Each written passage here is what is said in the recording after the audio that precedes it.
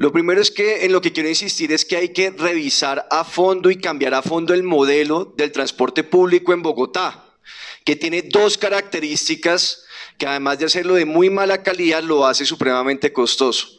La primera característica es que ese sistema de transporte funciona bajo la tesis de Peñalosa que Transmilenio hace lo mismo que un metro, es la columna vertebral de la movilidad.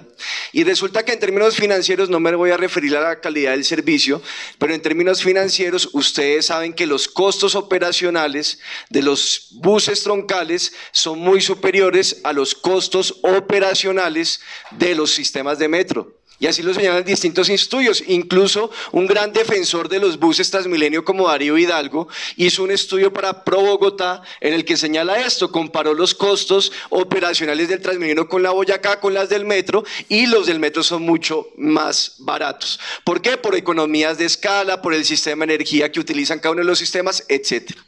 Y la segunda característica de ese sistema de transporte es que es un sistema de transporte privatizado.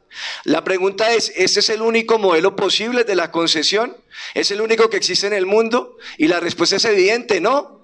Es más, en las principales ciudades del mundo lo que funcionan son sistemas de transporte operados por una empresa pública.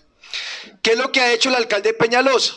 El alcalde Peñalosa, su política ha sido ajustar el mismo modelo, incluso profundizarlo, y la solución que le ha dado el alcalde Peñalosa es cuadrarle la caja a los operadores privados del sistema, tanto de los buses zonales como de los troncales, o sea, mejorarles la remuneración. Esto yo lo expliqué esta semana en mi debate, con la renegociación de los contratos, el nuevo modelo de negocios, de dos tipos de contratos de concesión distinto, etcétera.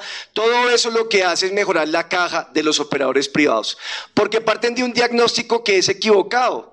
Parten de decir que el problema es que la remuneración o los ingresos de los operadores no son suficientes, cuando lo que se debería revisar es el modelo en su totalidad. Eso nos ha llevado a una consecuencia que aquí ya está ampliamente demostrada, y es que el déficit del sistema va a aumentar.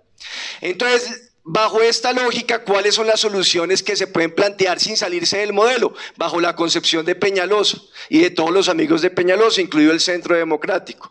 Hay dos soluciones posibles: buscarse nueva fuente de recursos, concejal Andrés Forero, las de hoy son inciertas, nuevas fuentes de recursos que implican necesariamente aumentarle la tributación a la gente, como por ejemplo los cobros por congestión, o aumentar las tarifas. Y aumentar las tarifas no puede ser una solución viable, insistamos en eso, colegas.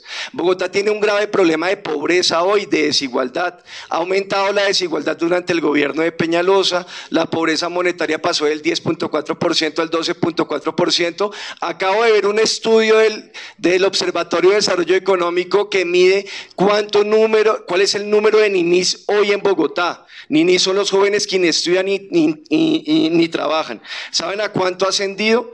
A 2018 tenemos hoy en Bogotá 403.000 ninis, casi medio millón de ninis. ¿Saben cuántos habían cuando llegó Peñalosa? 347.000. Aumentó en 50.000, concejal Forero, el número de ninis en Bogotá, o sea, de pobreza. Yo lo que estoy planteando es un cambio de modelo, y tengo un proyecto de acuerdo que aquí ha sido negado y que lo voy a presentar el 1 de enero del 2020, es permitir la operación pública del sistema. ¿Por qué? Porque eso nos ahorraría la intermediación, la tasa de rentabilidad que exigen los operadores privados. Y así funciona en las principales ciudades del mundo, comenzando por la sede del capitalismo financiero a nivel mundial, que se llama Nueva York. Cuando alguien paga un pasaje, ya sea en el bus o en el metro de Nueva York, el 100% de esa tarifa entra a una empresa pública que es la operadora del sistema.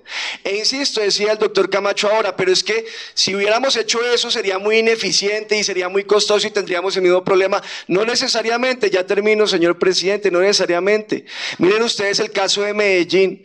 En Medellín, ¿qué tenemos? Un operador público del sistema, la empresa Metro de Medellín, de propiedad de la ciudad de Medellín y de la gobernación de Antioquia. Porque si se funciona bien, con economías de escala, concejal Forero, que usted conoce de esto, pues se puede hacer mucho más eficiente el sistema y se pueden reducir sus costos, y de esa manera no hay que acudir a una tarifa extremadamente costosa y a quitarle esa cantidad de recursos públicos que se deba tener que seguir subsidiando. Sí, en un sistema público también se tiene que subsidiar la tarifa. El problema es que por las tasas de rentabilidad que exigen los operadores privados, los subsidios son supremamente grandes, y fuera de eso los pasajes son de los más costosos de América Latina. Las dos peores cosas: altos subsidios y además pasajes supremamente costosos. Entonces vamos a insistir en eso, que se permita la operación pública. ¿Cómo se podría hacer ya? Que era una pregunta que me hacía el concejal Forero. Esas licitaciones que no se adjudicaron de las zonas que dejaron Cobús y Egobús, ahí se puede comenzar con la operación pública en esos sistemas zonales, que el distrito Transmilenio adquiera los buses, los opere, y además eso facilita. Pero además me dice lo de la plata. Le cuento una cosa, concejal Forero, si no le puso atención a mi debate. Resulta que, y como lo mencionó la gerente de Transmilenio aquí en el debate del proyecto de presupuesto, ¿sabe cómo se financia el CAPEX de los nuevos contratos de Transmilenio fases 1 y 2? Con vigencias futuras, presupuesto público. Entonces ese CAPEX que se financia en ese modelo de concesión con recursos públicos, pues que ese CAPEX vaya directamente a que el distrito adquiera ese tipo de buses. Es decir, sería el mismo recurso público, las mismas vigencias futuras, solo que esta vez las adquirimos nosotros los buses y los operamos. Esa sería una solución, digamos, en el corto, mediano y largo plazo. Muchas gracias, señor presidente. Doctor Andrés Forero, hasta por 5 minutos.